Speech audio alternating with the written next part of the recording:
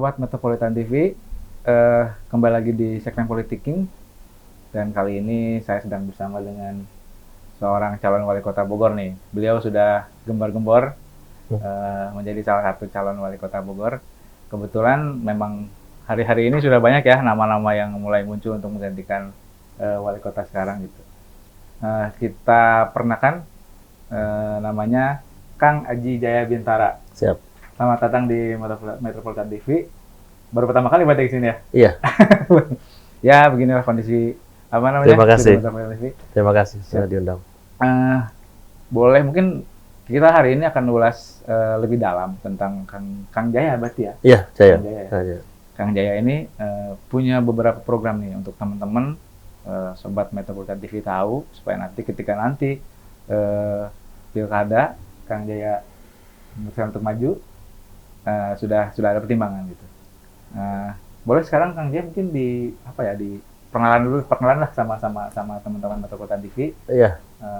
Ya, nama lengkap, mungkin kegiatan seperti apa, dan tujuan nanti akhir di pilkada wali kota Bogor seperti apa. Siap. Langsung mulai ya. Ya. Selamat siang warga Kota Bogor dan podcast metropolitan.id. Terima kasih, saya sudah diundang sini. Nama saya Aji Jaya Bintara. Saya sehari-hari berkecimpung di bidang bisnis, usaha, ada di bidang olahraga, event organizer, sama bidang perikanan. Dan saya asli Kota Bogor. Ya. Asli Kota Bogor, dan sehari-hari ya, kalau pengalaman organisasi ya lumayan banyak lah. Tapi sekarang ini kita lagi menggalang organisasi yang sifatnya berkaitan dengan olahraga dan kepemudaan. Belakangan ini Kang Jaya itu mulai terkenal dengan visi kali ya. Iya. Bogor Emas nih. Siap. 2030 bahkan gitu. Itu sudah melampaui akselerasi lebih daripada ini sendiri. Nah, itu seperti apa sih sebenarnya Bogor Emas 2030 versi Kang Jaya? Iya. Jadi saya melihat sebagai putra asli daerah, setelah saya mungkin dan tim saya dan relawan selama kurang lebih setahun berkeliling ya, pas sebelum pilpres dan sampai sekarang saya declare untuk maju ya.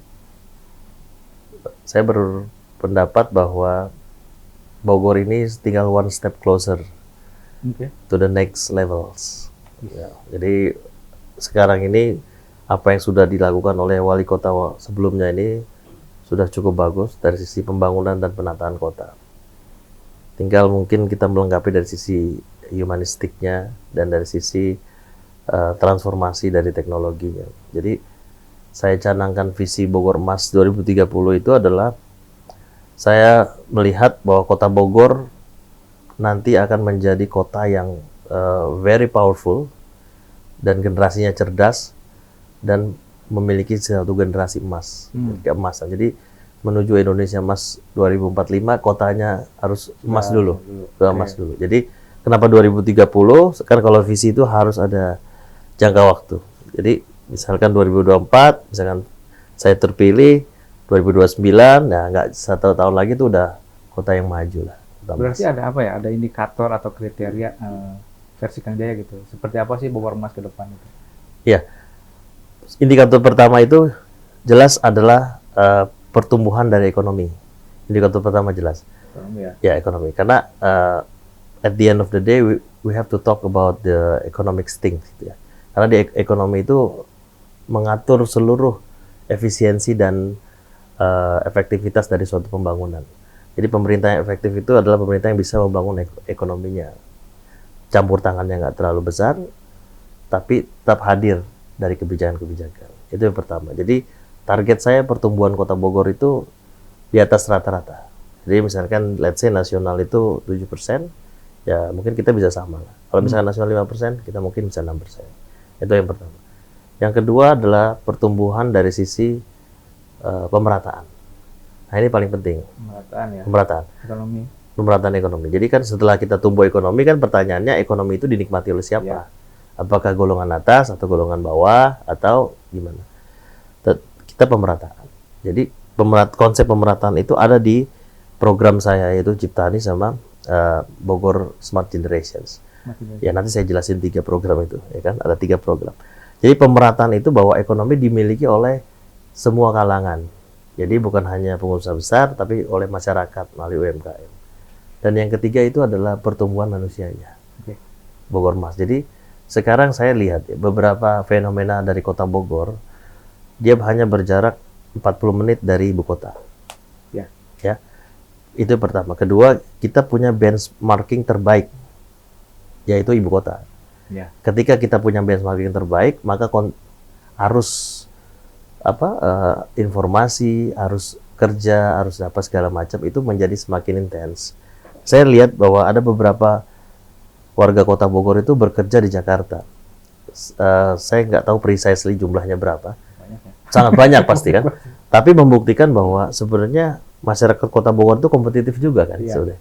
Karena dia bisa diterima di Jakarta, Berarti we are kompetensi dan kompetitif. Jadi itu yang tadi Mas Rian, Kang Rian sampaikan, itulah visi Bogor Mas. Jadi saya ingin generasi Mas Bogor ini menjadi suatu top di 2030. Jadi versi Kang Jaya itu sebelum Indonesia bisa sampai Indonesia Emas, Bogor dulu. Bogor dulu. Iya. Nah, berarti ada yang apa ya?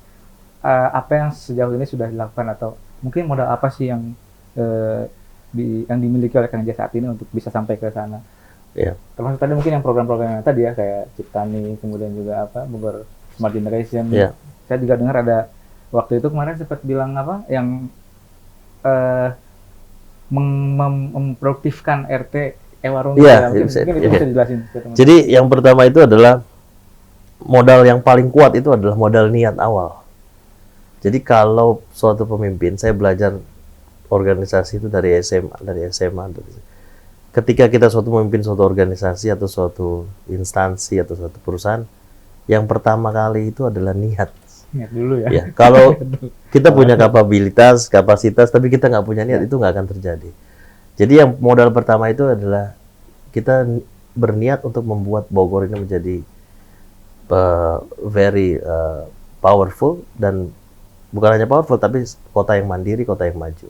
Nah, program saya tadi balik lagi tadi, kenapa program pertama saya itu jelas adalah program makan siang dan susu gratis. Okay. Itu yang disupport oleh program Ciptani tadi, yang memanfaatkan iwarung masyarakat kecil untuk berusaha. Kita kasih bantuan. Ciptani itu. Ya, kemarin kan kita sudah kasih bantuan. Okay. Jadi awalnya target kita itu sebenarnya jika saya menjabat itu 51 RT 5 iwarung. Targetnya, KPI-nya. Tapi kita bikin mini program sekarang. Jadi setiap RT yang saya kunjungi itu kita kasih dua dulu. 2 iwarung. 2 iwarung minimal ada di situ. Kita kasih modal. Nah, iwarung itu akan beli dengan e-farming. Okay. Dia akan beli langsung dengan di aplikasi farming. Jadi lebih murah.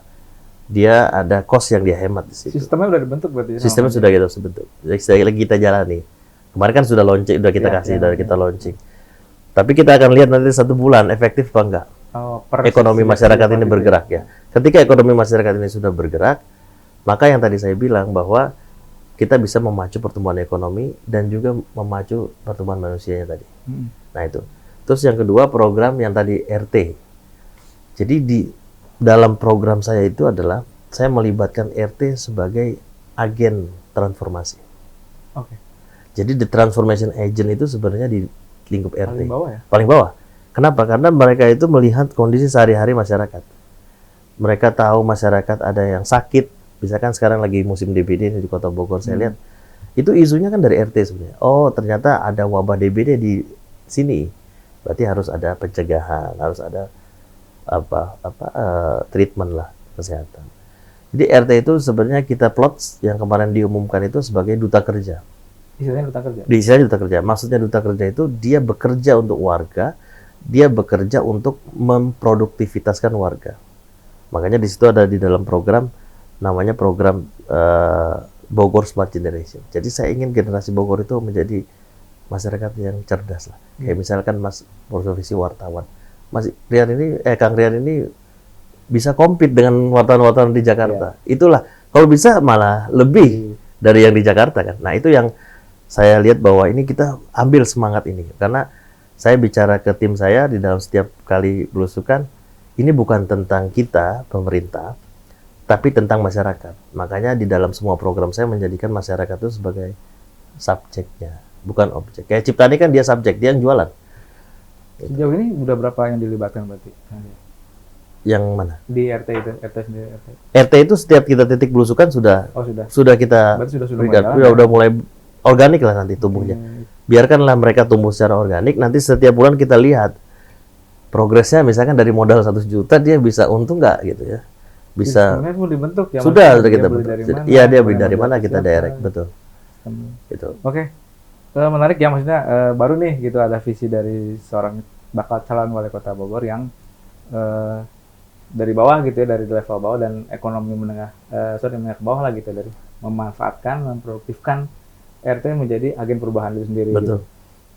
Sekarang kita mau pengen tahu nih pandangan Kang Jaya tentang Kota Bogor. Artinya ya Kota Bogor masa kini dan masa datang gitu ya. Sejauh ini apa yang Kang Jaya lihat itu yang masih kurang dari Kota Bogor? Ya. Kalau Bogor dulu waktu saya kecil sama yang sekarang itu dulu besar, berarti besar dulu kebetulan Kang Jaya ini besar di Cimanggu ya? Ya, jadi besar itu kan di Ciapus ada, di Cimanggu ada, di Villa Duta ada. Jadi kita ya saudara banyak di situ. Ayah dulu juga tinggal di situ. Jadi tapi saya bolak-balik Jakarta kan karena sekolah Jakarta.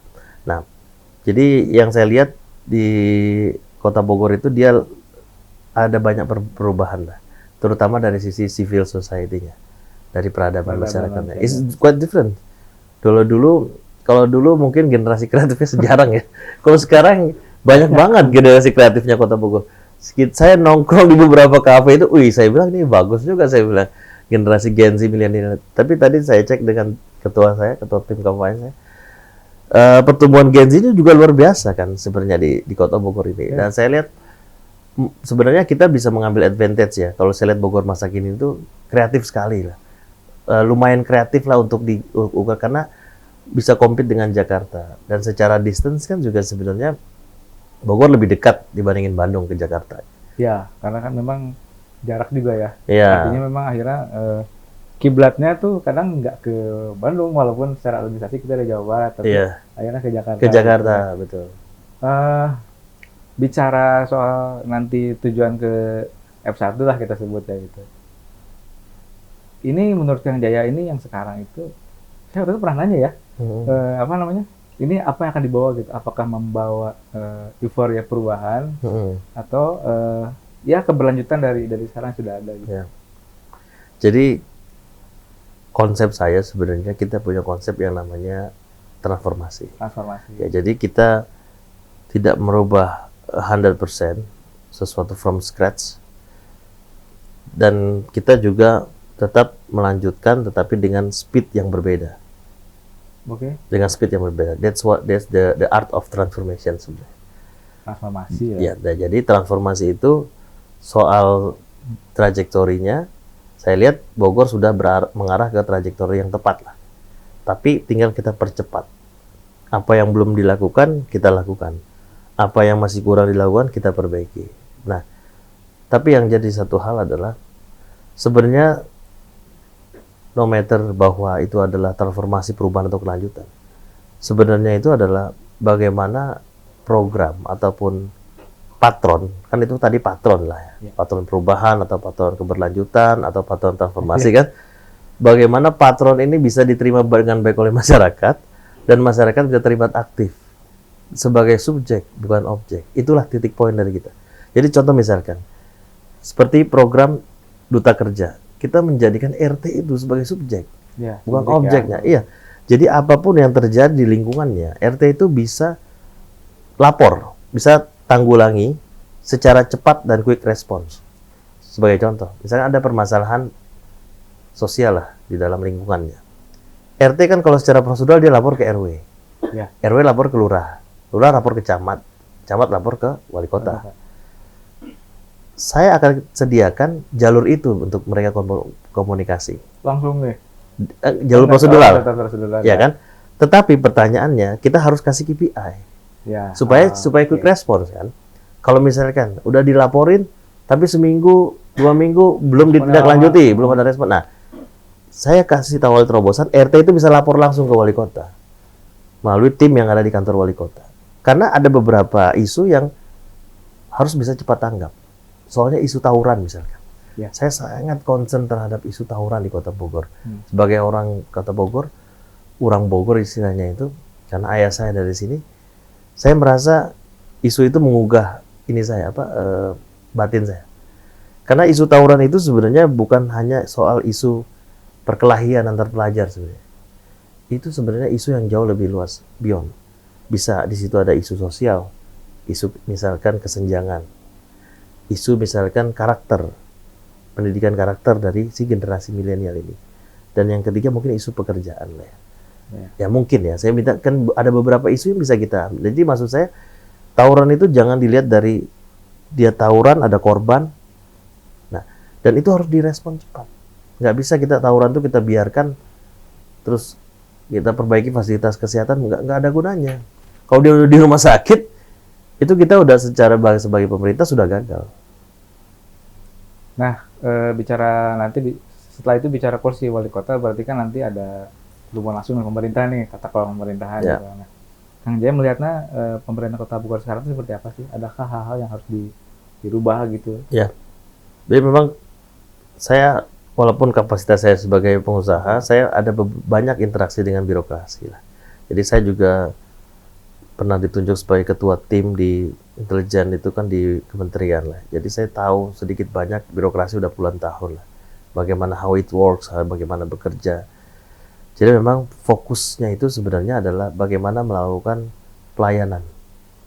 Jadi kan yang tadi pertanyaan Kang Rian itu, tadi apa pertanyaannya tadi? Lebih ke spesifik tata kelola kan. Jadi tata kelola ini sekarang sudah baik sebenarnya. Baik ya. Cuma memang ada beberapa hal yang memang kita harus sempurnakan. Contohnya misalkan pelayanan kesehatan. Nah itu saya lihat kita masih banyak ruang untuk kita sempurnakan pelayanan birokrasi. Makanya ada di salah satu program saya itu nomor 2 itu namanya Bogor Smart City. Itu mencakup juga pemerintah. Mencakup karena gini, Bogor Smart City itu seperti yang saya sampaikan dalam paparan program itu, dia mengintegrasikan seluruh pelayanan menjadi fast response, quick response dan integrated dan one stop. Contohnya misalkan orang mau mengakses layanan kesehatan. Nah, kita harus bikin very smart dan very quick responsnya. Karena nggak mungkin, contohnya pasien DBD, kita harus sesuaikan jumlah ruangan rawat inap dengan jumlah pasien. Dan itu pastikan dia naik turun tuh. Kalau misalkan dia naik, ininya turun kan harus kita antisipasi. Dirawat di ruangan apa? Apa di aula kita bikin alat kesehatan, apa segala macam. Jadi itulah gunanya program yang berkaca daripada Smart City. Jadi bukan hanya transportasi Smart City, tapi seluruh pelayanan birokrasi untuk meningkatkan respon dan pelayanan masyarakat. Karena pemerintah itu kuncinya itu, Kang. Kuncinya itu pelayanan masyarakat. Kalau pelayanan ini juga kan langsung apalagi zaman sekarang kan netizen luar biasa sekali gitu. Iya. Nggak jalan rusak apa langsung. Memang itu salah satu hal yang dibutuhkan di Kota Bogor. Berarti Kang Jaya, buat Kang Jaya seperti apa sih potensi Kota Bogor yang belum tersentuh lah gitu. Mungkin di pertanian gitu, walaupun memang kita tahu lah lahan pertanian di kota sudah sempit lah ya gitu. Nah, saya juga dengar ada yang mau dikencengin itu urban farming ya, maksudnya produksi pertanian tapi di perkotaan. Nah, mungkin itu yang salah satu potensi yang belum tersentuh oleh Pemkot saat ini. Betul. Seperti apa itu? Jadi memang di program Ciptani tadi kita mengintegrasikan UKM Iwarung tadi dengan farming. Tujuannya untuk mensupport output.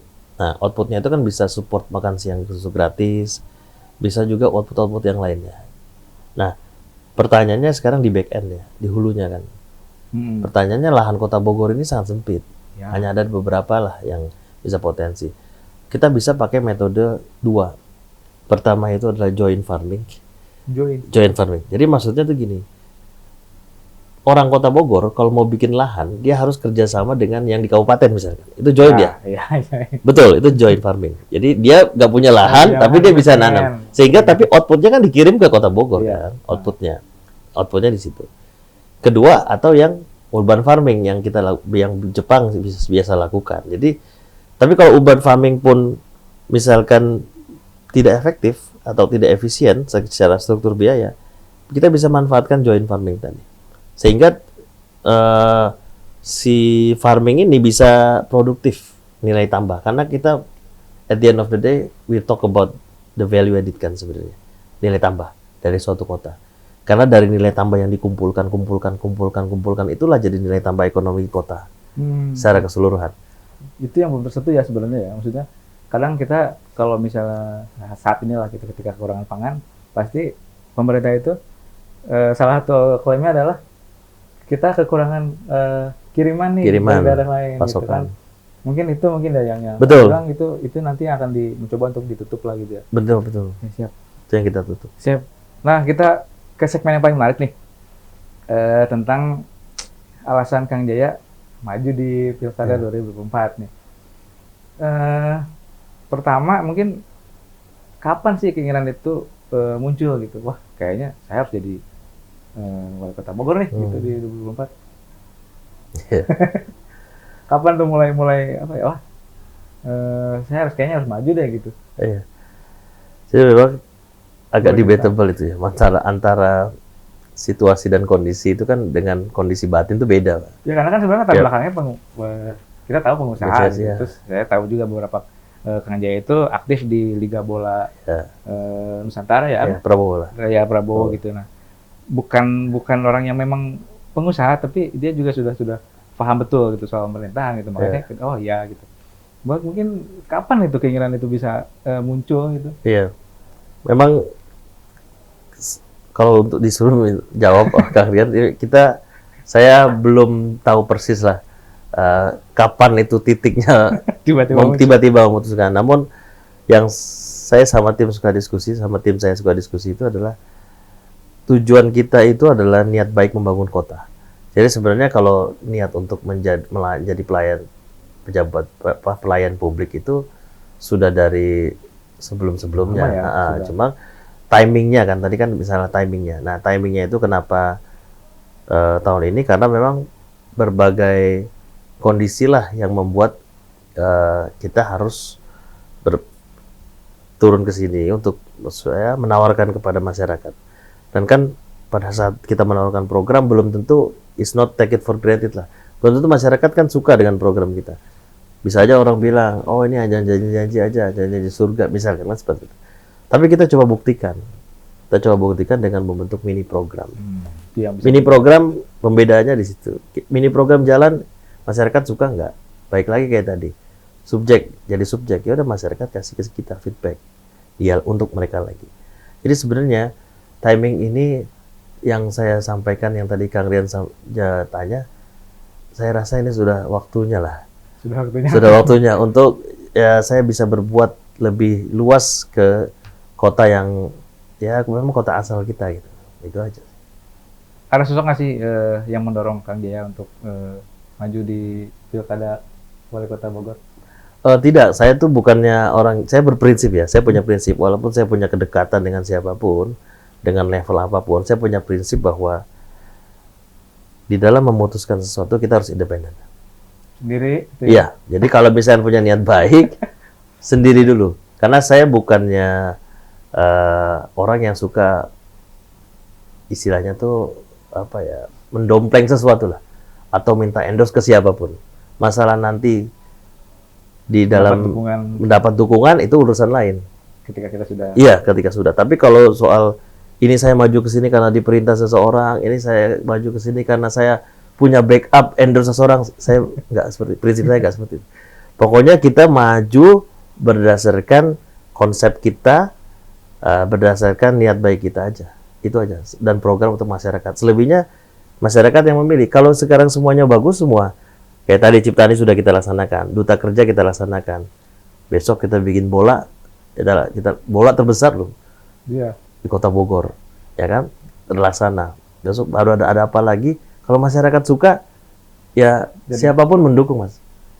Karena masalahnya kan sekarang, balik lagi tadi, masyarakat Kota Bogor itu sudah cerdas-cerdas. Mereka tidak akan terbius dengan kekuasaan. Siapa membawa siapa, siapa di backup siapa. Dan nggak terbius juga dengan foto-foto sebenarnya. Saya lebih sosok ya yang memang dekat dengan mereka langsung gitu kali ya. Iya, karena mereka itu pasti lebih ke arah, oh siapa yang mendatangi mereka langsung, siapa yang mereka pikir bahwa ini bisa membawa suatu kemajuan kota ke depan. Jadi based on my principles, saya tidak tidak disuruh oleh siapapun karena saya independen maju untuk. Ciri khas apa ya? Ciri khas sosok masih muda loh Kang Jaya ini. Sekarang masih berapa? Sekarang 38. 38 tahun loh.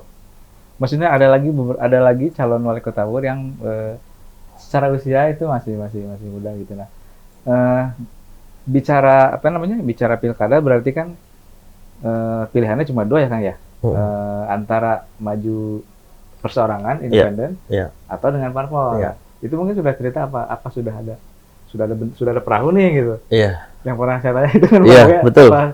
Perahunya karena Kang Jaya itu punya kedekatan dengan sebutlah Pak Prabowo gitu ya.